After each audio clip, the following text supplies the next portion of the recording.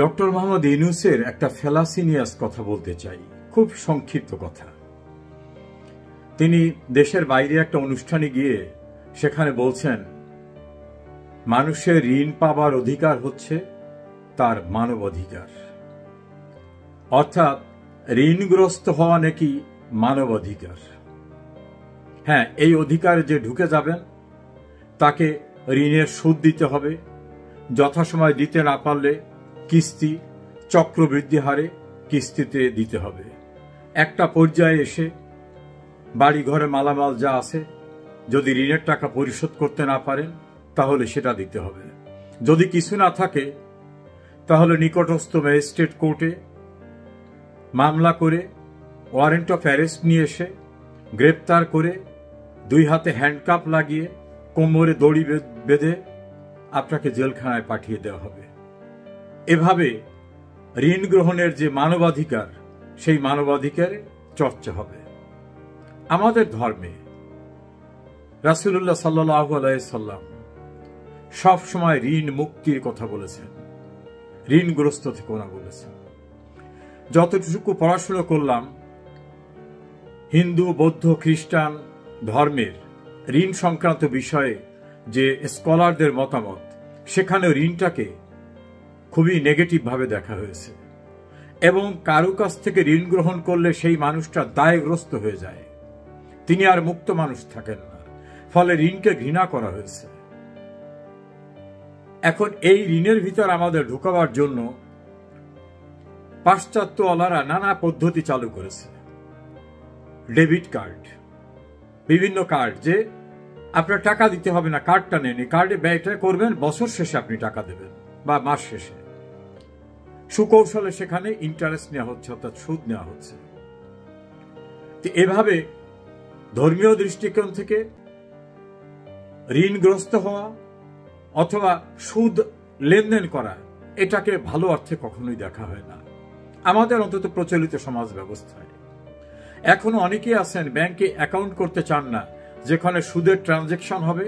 সুদ বিভিন্ন কারণে তাদের দৃষ্টিতে এটা পাপ পুণ্যের সঙ্গে জড়িত বিষয়, এই জন্য অ্যাকাউন্টই খুলতে চায় না।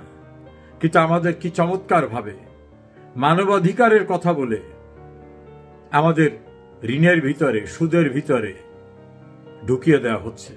সুদগ্রস্ত হয়ে থাকো, দেনাগ্রস্ত হয়ে থাকো, তুমি যেন মুক্ত মানুষ না থাকো।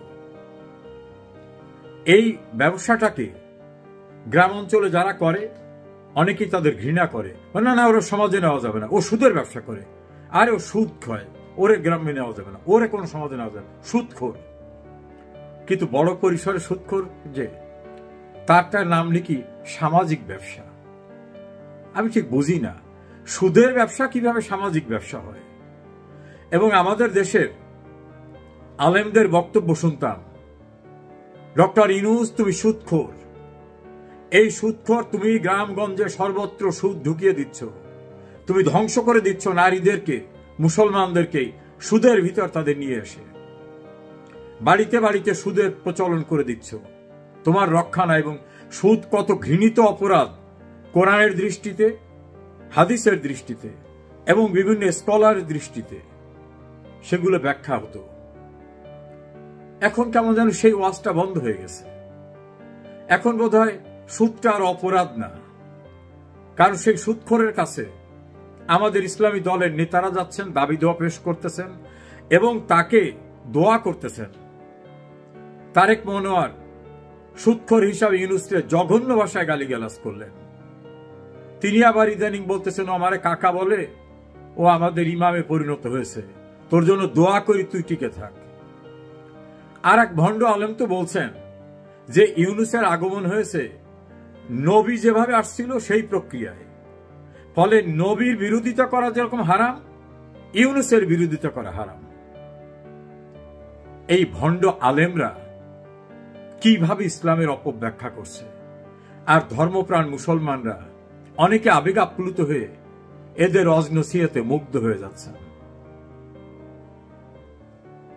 এইভাবে বাংলাদেশে সুদের প্রচলন করা, সমস্ত মানুষকে দায়গ্রস্ত করা, দেনার দায়ে জর্জরিত করা, রাতে তো ঘুমাতেও পারে না যখন মনে হয় কিস্তির টাকা দিতে হবে আগামীকাল, কোথা থেকে সংগ্রহ করা হবে? তখন আর একটা এনজিওর থেকে কিস্তি আনে, আর একটা এনজিওর থেকে লোন এনে সেই লোন থেকে এর কিস্তি টাকা পরিশোধ করে। ফলে একের পর এক তার দায় দেনায় জর্জরিত হয়ে যাচ্ছে। এটা নাকি মানব অধিকার? মানব অধিকারটা হচ্ছে মানুষের মৌলিক অধিকার। মৌলিক অধিকারটা কি? অন্ন, বস্ত্র, বাসস্থান, চিকিৎসা, শিক্ষা, এটা তার মৌলিক মানবাধিকার। এখন দেনাগ্রস্ত হওয়া, এটা কি ইউনূস মানবাধিকারের সংজ্ঞার ভিতরে ফেলছেন? এটা তার ফেলাসি। এইভাবে ভ্রান্তিকর অবস্থা দেয় এবং তিনি এটাকে, সুদের ব্যবসাটাকে সামাজিক ব্যবসা নামে অভিহিত করেছেন। আরে ভাই, মানুষের যদি শান্তি দিতে চাও, তোমার তো অনেক টাকা, দেশে দেশের বাইরে বহু প্রতিষ্ঠান, শত শত হাজার হাজার কোটি টাকা। বাংলাদেশে যখন প্রাকৃতিক দুর্যোগ হয়, তোমার টাকা থেকে কিছু টাকা দাও না কেন? বাংলাদেশে যখন একটা ক্রাইসিস দেখা দেয়, তখন কেন টাকা দাও না? তোমার এত টাকা কি তুমি কবরে নিয়ে যাবে? মানুষকে সাহায্য করা যায় না? যারা মুসলিম না, বড় বড় ধনীরা, খ্রিস্টান, জিউস, তাদেরকেও তো দেখি উইল করে দিয়ে যায় বিভিন্ন খাতে, তারা আত্ম উৎসর্গ করে, তার অর্থবিত্ত সব দিয়ে যায়। ডক্টর ইউনূস, আপনার এত টাকা, এত সম্পদ, একটা রেকর্ড দেখাতে পারেন যে বাংলাদেশে ফ্রি পড়াশোনা করাবেন, বিশ্ববিদ্যালয় করে দিয়েছেন, ফ্রি চিকিৎসা হবে, একটা অত্যাধুনিক হাসপাতাল করেছেন, গৃহহীন মানুষদের ঘর করে দিয়েছেন? দেখাতে পারবেন রাষ্ট্রের কোন গুরুত্বপূর্ণ কাজে আপনি একটা বড় অবদান রাখছেন? এমনকি ব্যক্তিগত জীবনে কারো দুঃসময়ে পাশে দাঁড়িয়েছেন?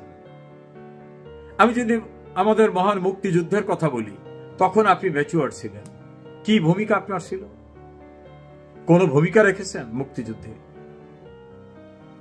21শে আগস্ট গ্রেনেড হামলা হলো, কত মানুষ মারা গেল, আপনার কি ভূমিকা সেখানে? বাংলাদেশে অনেক প্রাকৃতিক দুর্যোগ হয়, সেখানে আপনার ভূমিকা কি?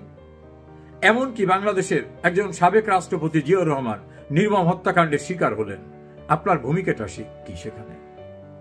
৭৫-এর 15 আগস্ট বঙ্গবন্ধুর নির্মম হত্যাকাণ্ডে ওই সময় আপনার ভূমিকাটা কি ছিল, বা আপনার কোনো মন্তব্য ছিল? এই বাংলাদেশ সুন্দর একটা দেশ, আপনি বাংলাদেশে থাকেন না, এই বাংলাদেশের ভিতরে ব্যবসা করে, সুদের ব্যবসা করে, অর্থবিত্ত সংগ্রহ করে সেটা বিদেশে নিয়ে যাচ্ছেন। আপনার পরিবারের সদস্য বিদেশে, তারাও পাশ্চাত্য সংস্কৃতিতে বেড়ে উঠছে, আর আপনি অসহায়, বুভুক্ষ, ক্ষুধা, দারিদ্রতায় জর্জরিত মানুষদের সুদের বোঝা চাপিয়ে দিয়ে ঋণগ্রস্ত করে তাদের ঘুম হারাম করে দিচ্ছেন। নাম রেখেছেন এটা মানবাধিকার, মৌলিক অধিকার, ঋণ গ্রহণ করা। এভাবে মিথ্যাচার করে মানুষকে বিভ্রান্ত করছেন। ডক্টর ইউনূসের এটি একটি স্বরূপ, যেটা দায়গ্রস্ত, সেটাকে বলেন উনি মৌলিক মানবাধিকার।